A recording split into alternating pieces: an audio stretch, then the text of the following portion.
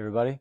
So this is welcome to my final top 10 video of 2023. This is one I've never done this one before. I just figured I might try it.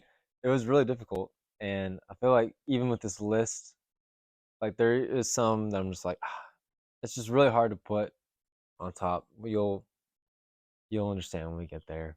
But this is gonna be my top 10 performances, like acting performances, 2023. So let's try this out. Let's just see what happens.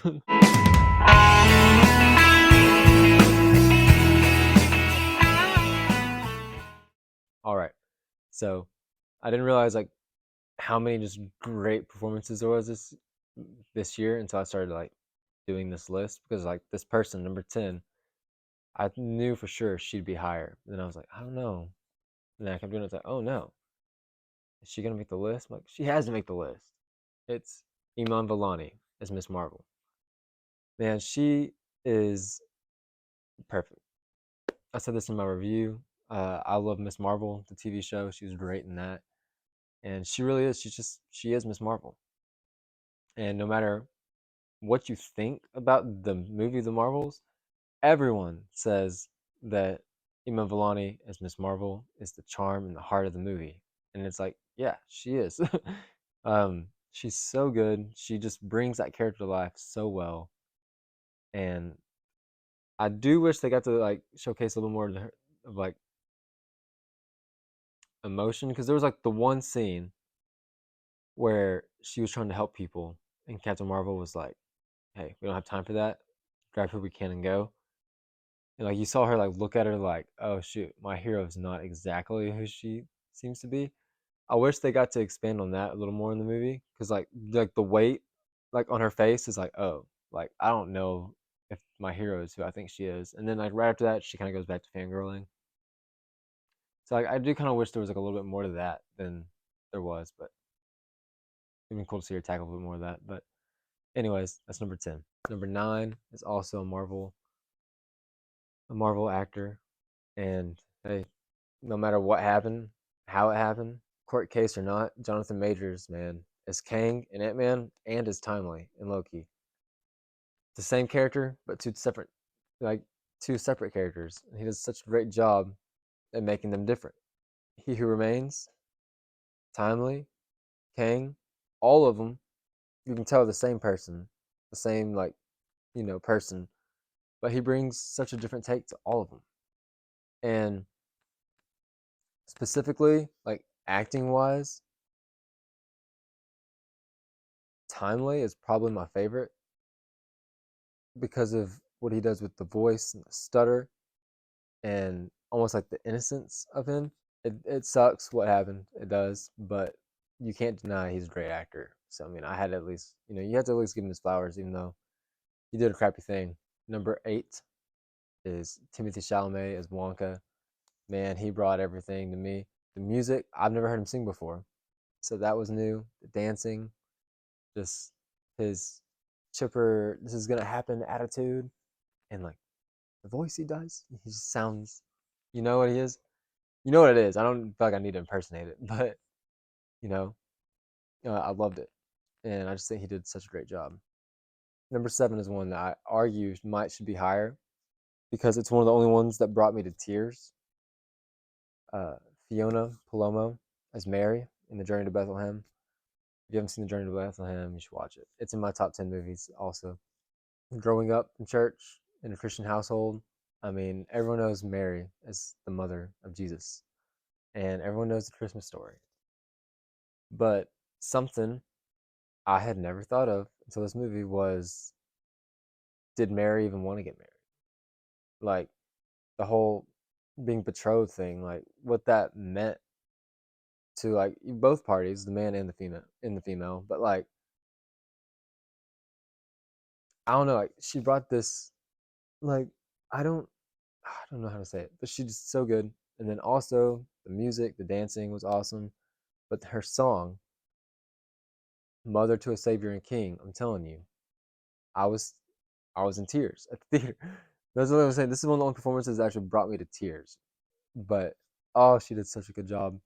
and I hope she gets to do tons of things in the future because of this role. And yeah, number 6 is a voice acting role actually. Bradley Cooper is Rocket Raccoon. This is another one that dang near brought me to tears. But I was thinking, I think the parts that were like teary eyed weren't technically Bradley Cooper. Because I think Sean Gunn was playing Young Rocket, but still. Bradley Cooper is Rocket Raccoon, honestly, just in a hole. But his arc in that movie, um, yeah, and Bradley Cooper, he really does deserve a lot for what he did for Rocket. And I guess I can say Rocket Raccoon now because he called himself Rocket Raccoon. Number 5, and I feel good for putting this on my list because I think he just won a Golden Globe for it. Robert Downey Jr. as Strauss and Oppenheimer. I was thinking like when I was making this list, I was like, I didn't put anybody from Oppenheimer on here. And I was thinking, like, who's the one person that stood out in that movie to me? And it was definitely Robert Downey Jr. Especially towards the end. Oh man, when it starts like getting heated there at the end, woo! And then the whole thing with Einstein, yeah, Robert Downey Jr. deserves to be on this list. He deserves his Golden Globe he got last night or 2 nights ago. I don't remember when it was. Great, great performance, great actor. Love him. Number 4. Oh man, see, this is one maybe I should have put. I don't know. I put it where I put it. Number 4, Ryan Gosling as Ken. Ryan Gosling as Ken was so perfect, so many ways. His comedic timing, his facial expressions, his deliveries. Oh my gosh. Let me think. What's the one? What's the word? Is it sublime? That so funny. The little dance he does while he's walking himself out there during the Dua Lipa song. So funny. His the whole Mojo Dojo Casa House thing. Plus the song. I mean, the I'm Just Ken song. I mean, come on. It definitely, when you're looking back at 2023, if you're not thinking of Ryan Gosling Ken, you didn't experience 2023 like I did. And while we're talking about Barbie, we're just going to go ahead and say number 3, Margot Robbie as Barbie. I can't think of anyone that would have been more perfect as Barbie. And this one almost made me cry. The part where Margot Robbie was crying almost made me tear up. But the end, when Billie Eilish's song is playing and it's showing all the stuff, and you see the emotion in Barbie's face, the part where she is talking to the lady on the bus bench about how beautiful she is. She brings some good emotion to the movie for sure. Very funny also. Number 2, the King, man, Jack Black as Bowser. This is one thing I can't think of anyone else who would have been better. He knocked it out of the park. He's perfect. Very funny. Like I said, he also gave the song Peaches. The way he just embodied Bowser, the way he came out in costume on talk shows and at the Jonas Brothers concert, the way he's just like owned Bowser. Couldn't pick a better person. And even when you think about the Super Mario Brothers movie, I mean, is Jack Black Bowser not just one of the first things that pops to your head? I mean, it should be. Y'all want to know what number 1 is? Y'all should probably know what number 1 is. This one did bring me to tears. Loki, Tom Hiddleston. And he's just perfect for the role. He's been perfect for the role the whole like 12 years he's been doing this. And this season of Loki, they put Loki through so much crap.